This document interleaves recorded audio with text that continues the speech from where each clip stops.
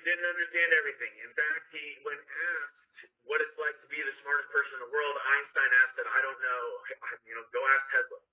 When Einstein was asked, what it was like to be the smartest man in the world, he said, I don't know, go ask Tesla. Go ask Nikola Tesla. Okay? And Nikola Tesla understood that multiples of C and aerial travel, interstellar travel, all of it, free energy. He knew all that stuff was possible over 100 years ago. And all of this has been held back for over 100 years, ladies and gentlemen, over 100 years. Okay? So this element 115 and these atomically structured nanometals and grown gold and the use of frequency to create atomic structures, metal structures in space, and then allowing those metal structures to harden. Okay, and that creating this incredibly tough, durable new metal. Okay, all this stuff is possible, and it's what's coding things like the TR3B. Okay, it allows these things to move through time and space rapidly, not just the anti-gravity field around them, but it's almost like ensuring that even if the anti-gravity field doesn't work very well, this thing is damn near indestructible. Okay, which the anti-gravity field is going to work. It's really incredible, the type of technology that we've had at our disposal for so long. Okay? And the way that this technology works is that it uses portals. It uses portal technology, vortexes. Okay? And by creating an anti-gravity field around this craft here, if you tune that field to a high enough frequency, then basically what's going to happen is that there's going to be a field that surrounds the vehicle that ends up taking it into a frequency that is out of human sight. Okay, that we cannot see into that frequency of light. So it could very well be there still physically, but because we don't see in that frequency of light, it's disappeared. And I would go as far as to say that it isn't just that, but that this thing is actually now in another frequency or another dimension, okay, and is able to travel in this other dimension outside of the confines of physical time and space. So that's why these things can pop up here and then be over there just like that, okay? So basically what's happening is that this anti-gravity field is being used almost like a portal technology. When the frequency is jacked up high enough, you're almost like you're able to dial in, okay, this is the time and this is the place in space and time that I want to go, boom, and then you're there, okay? So we're talking about not just, global flight in seconds, okay? We're talking about interstellar flight in minutes. We're talking about trips to the moon and back in an hour at the most, maybe even less, probably even less if we're talking multiples of C. You probably have to just dial the stuff in and then you're there, okay? Especially if you understand the way that vortexes work, the way the portal technology works, the way that anti-gravity works, the way that these nanometals protect you, and these element 115 and stuff protect you from the G-force and from electron bombardment and all that stuff, okay? Now, like I said, Nikola Tesla knew about this type of technology over 100 years ago, and he tried to bring this free energy technology in anti-gravity vehicles through gyroscopic vehicles, not through the TR3B, but gyroscopic vehicles that work just the same, okay? Or you're just relying on gyroscopic to create the anti-gravity field as opposed to the TR3B and the gases and yada, yada, yada, okay? So his idea was to create a global network of sorts based on the use of Tesla coils and the use of amplifying the already existing electromagnetic pulse of the Earth, and then using his gyroscopic vehicles to travel from one place to another via the anti-gravity, via the ley lines, and this anti-gravity gyroscopic vehicle moving along these gravitational lines, these electromagnetic ley lines of the planet. Okay? So it's really, really interesting when you understand that this idea of global anti-gravity free energy technology has been around for over 100 years, but it was suppressed by J.P. Morgan, it was suppressed by the Rockefeller family, by the Rothschild family, because it's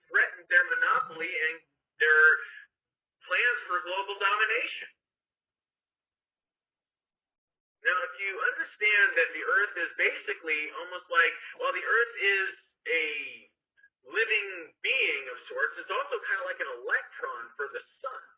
So the Earth is basically full of electricity and energy that is being channeled to it and through it all the time.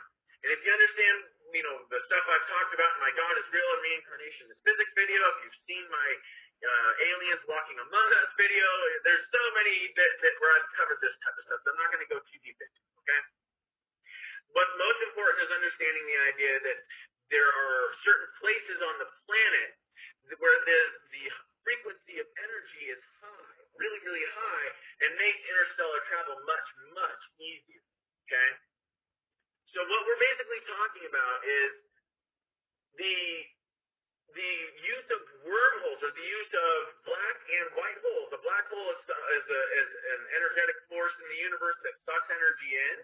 Okay, some people call it a dark star. Basically, it's a star that is so powerful, its gravity is so intense that even its own light cannot escape.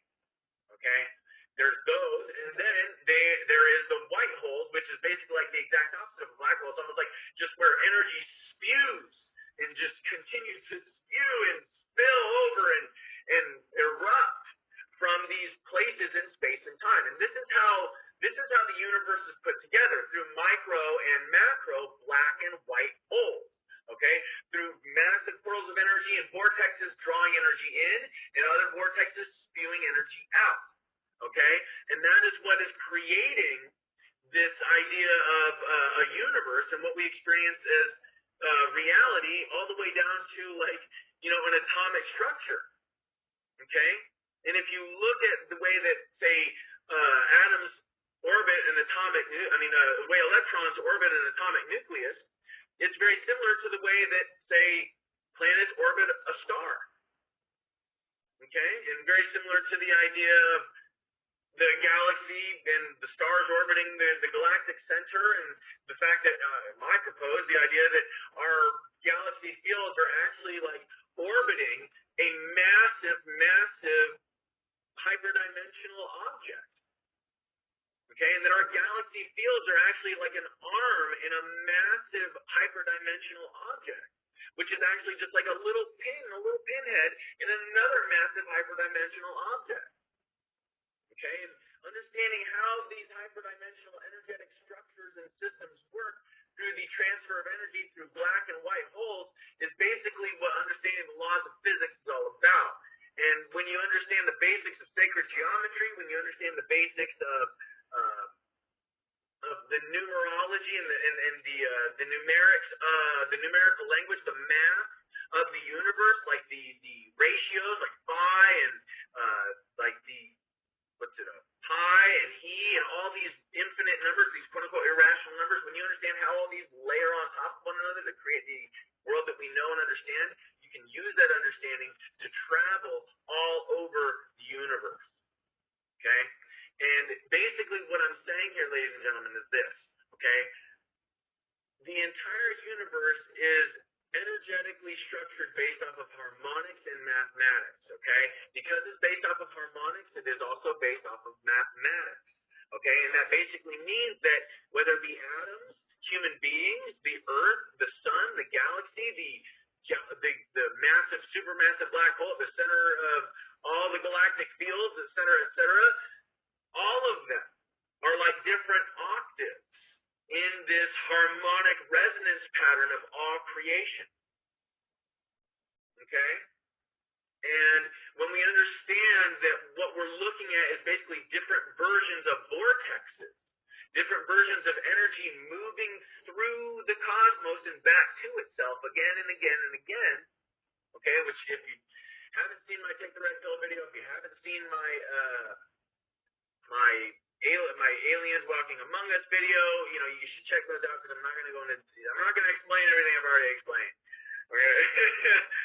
The point is that there's a feedback loop of light and information that dispenses energy on levels that are beyond our imagining, from the 12D and beyond and below. Okay? And each of these vortexes, whether it be a galaxy, whether it be a hyperdimensional galactic field creator, whether it be a star or a planet or an atom or a person, It's all based off of harmonics. It's all based off of energy spinning. It's all based off of vortexes and energy moving through those vortexes and back to source. Okay? With that said, we're able to travel through this network of interconnected and interwoven black holes and white holes. We're able to travel through these vortexes, whether it be the vortexes that exist here on the planet and how they relate to the vortexes that are, connected to the sun, and how they relate to the vortexes that are connected to the galaxy and to the multiverse, et cetera, et cetera. Okay? When you understand that essentially what we're talking about is electromagnetic fields here, densely nested electromagnetic fields, then you can basically ride certain portions of the electromagnetic field to hitch a ride to other star systems. Okay? And it's really actually quite simple when you understand the way that the galaxy is laid out, the way that everything is structured, when you understand that it's all based off of harmonics, it's all based off mathematics, you just have to match a certain frequency of energy, and then you can basically use that frequency of energy to ride almost like surfing on a wave to that location and dimension in space and time, whether it be another star system, whether it be another galaxy or another planet, whatever. You can use this interconnected and interwoven energetic tapestry to transport yourself from one place to another. Like, seriously, in the blink of an eye, you can create wormholes that can literally bridge time and space. Okay, and it's all based off of frequency. It's all, once again, Tesla said, if you want to understand the secrets of the universe, think in terms of energy, frequency, and vibration. Okay, what we're looking at is an energetic frequency of vibration with all of these different cosmic bodies, whether it be an atomic body, whether it be an earth body, or a planetary body, a solar body, galactic, a universal body, a multiversal body, etc. Okay? So, with that understanding, with this idea that all of these stars and their electromagnetic fields and all this stuff is interconnected, and this is how we can basically use these anti-gravity vehicles to move from one star system to another, is through these portals that already exist, and just matching the frequency at specific times and places to go to specific times and places. It's really not all that hard to do. Okay? So yes, what I'm saying is that the sun is in fact like a hyperdimensional portal. It's like a hyperdimensional vortex of sorts. Okay? That we are able to use to travel to and from different locations. Okay? This is where this whole idea of our ancient ancestors talking about star beings and stuff like that. Okay? Our ancient ancestors understood that stuff, came out of the sun, man. They understood flying saucers or alien beings or whatever flying out of the sun. And you can look into my Aliens Walking Among Us video. I highly recommend you check that out because I go into a lot deeper depth as to how all this stuff works. Okay? But what we're basically talking about here is hyperdimensional beings that have technology beyond our imagining, that is literally millions of years ahead of our own. Okay? And what that means is that because they understand the laws of physics so well, because they understand it so completely, they have used their understanding of technology not only to keep themselves hidden from us, but to travel the galaxy, travel the universe, and gain more and more knowledge about themselves, about other species, et cetera, et cetera. Now, we as individuals, as a human race, are beginning to tap into the kind of understanding that these advanced extraterrestrial beings have. Okay, and that's where this type of technology, this TR3B technology comes in. That's where the element 115 and stuff like that comes in.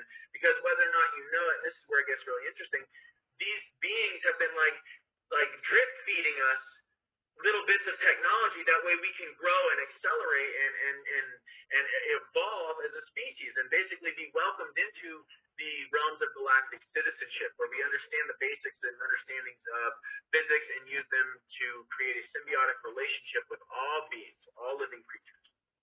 Okay? So basically what we're talking about here, ladies and gentlemen, is the use of vortexes and frequencies of vibration, because this is actually the sun's tone right here. We're talking about the use of energy, frequency, and vibration to travel from one dimension of light to another. Okay?